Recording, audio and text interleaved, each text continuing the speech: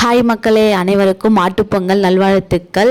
So இன்றைக்கி வந்து மாட்டுப்பொங்கல், கிராமத்து மாட்டுப்பொங்கல் என்னன்னு சொல்லிட்டு பார்த்துடலாமா? எங்கள் ஊரில் பார்த்திங்கன்னா மாட்டுப்பொங்கல்னாலே ஸ்பெஷல் தான் ஃப்ரெண்ட்ஸ்.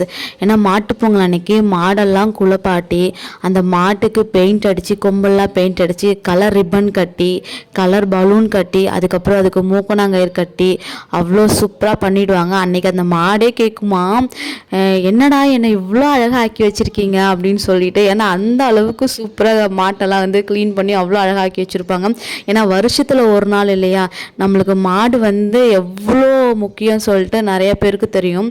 ஸோ அதுதான். அதுக்கப்புறம் பார்த்தீங்கன்னா நிறைய பேருக்கு வந்து மாட்டு வண்டினா என்னன்னு தெரியுமா? மோஸ்ட்லி நிறைய பேருக்கு தெரியும். கிராமத்து சைடுனாலே மாட்டு வண்டி தான் ஃப்ரெண்ட்ஸ்.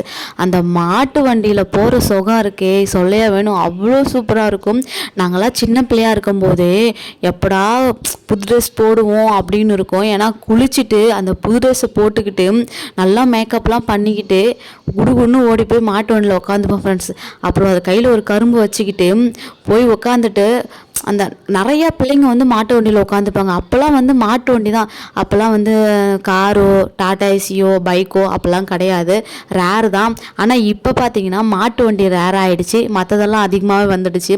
ஸோ அன்னைக்கு பார்த்திங்கன்னா அந்த மாதிரி வண்டியும் கழுவி அதுக்கும் நல்லா வந்து வாழைலாம் கட்டி பலூன்லாம் கட்டி வச்சு அன்றைக்கி வந்து ஃபுல் வண்டி என்ன பண்ணனா மந்தக்கரைக்கு எடுத்துகிட்டு வந்துடுவாங்க. அதேமாதிரி மாடு எல்லாத்தையுமே மந்தக்கரைக்கு ஓட்டிகிட்டு வந்துடுவாங்க.